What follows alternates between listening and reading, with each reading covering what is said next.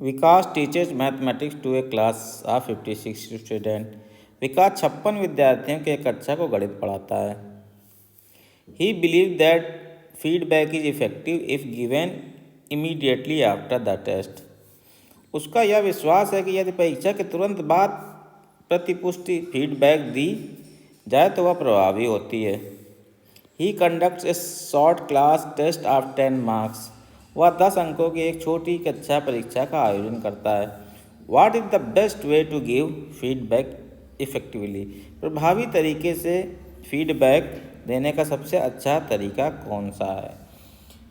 तो यहाँ पे क्या है कि परीक्षा के बाद प्रभावी फीडबैक देने के लिए छात्रों को क्या करता है, सक्रिय रूप से शामिल करना, किसी भी गलतफहमी को स्पष्ट करना और उन्हें सही समाधानों के पीछे के तर्क को समझाने में मदद करना, ये महत्वपूर्ण होगा। चलिए ऑप्शन बाय ऑप्शन देखते हैं कि क्या कहा गया है और फिर हम उनमें से ऑप्शन को चुनेंगे जो सही होगा बेस्ट। तो पहला है he can organise a discussion for the whole class on the way in which they arrived at their answer and what is the most effective strategy to arrive at the correct answer.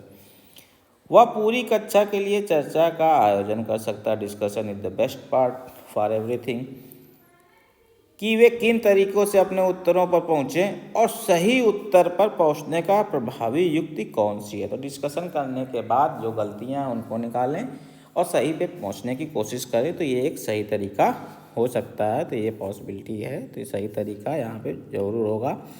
इसमें क्या है, पूरी कक्षा के लिए चर्चा आयोजित कर सकता है कि वे किस तरीके से अपने उत्तरों तक पहुँचे और सही उत्तर पहुँचने के लिए सबसे प्रभावी रणनीति क्या है। या वे जो विधि है ये बहुत प्रभावी है क्योंकि यह छात्रों को उनकी समस्या समाधान प्रक्रिया पर चिंतन करने और साथियों के साथ अपनी रणनीतियों को साझा करने के लिए प्रोत्साहित करती है।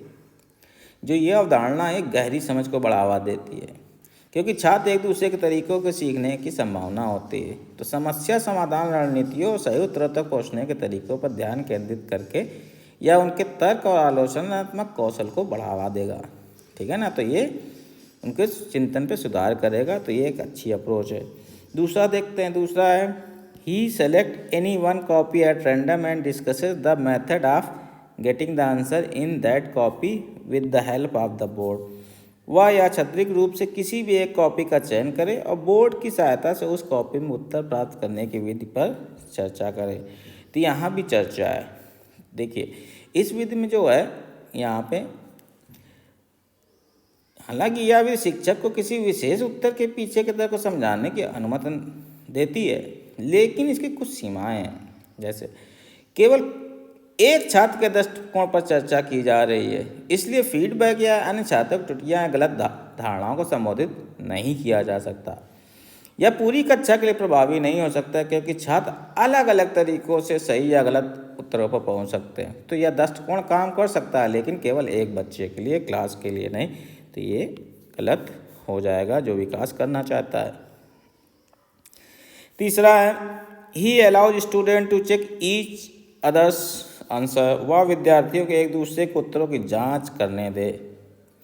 तो यहाँ पे अगर देखें इस विधि से छात्रों में एक दूसरे को फीडबैक देना शामिल है, एक दूसरे को, जबकि सहकर्मी समीक्षा कुछ संदर्भों में मूल्यवान हो सकती है या इस मामले में सबसे अधिक प्रभावी नहीं हो सकती। क्यों नहीं हो सकते? क्योंकि छात्र स्वयं की अवधारणाओं को पूरी तरीके से समझ नहीं सकते हैं और इसके गलत संचार या गलत तरीकों का क्या होगा, बढ़ावा हो सकता है।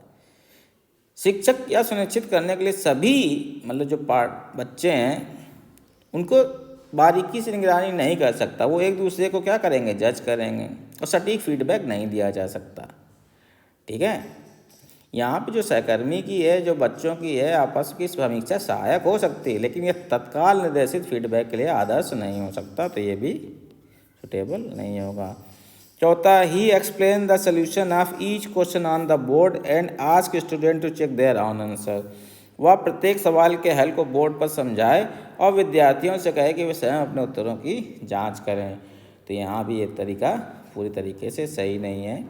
ठीक है ना, एक तो सामान्य अभ्यास है क्लास में। प्रत्येक प्रश्न की व्याख्या करके शिक्षक यह मानना चाहता है कि छात्र सही समाधान को समझें। हालांकि यदि छात्र समाधान के बारे में अनिश्चित हैं और उन्हें कोई गलती की है तो उन्हें पता नहीं चलेगा, ठीक है ना, तो प्रभावी नहीं होगा। फीडबैक प्रक्रिया के दौरान शिक्षक उनको देखता है उन्होंने कहाँ गलती की है, किस तरीके से सुधार कर सकता है, तो ये बेस्ट अप्रोच ये भी नहीं है। तो यहाँ पे बेस्ट अप्रोच क्या हो जाएगी, ऑप्शन 1, ठीक है, कि वह पूरी कक्षा के लिए चर्चा का आयोजन कर सकता है, किन तरीक़ों से अपने उत्तरों पर पहुँचे, ठीक है ना।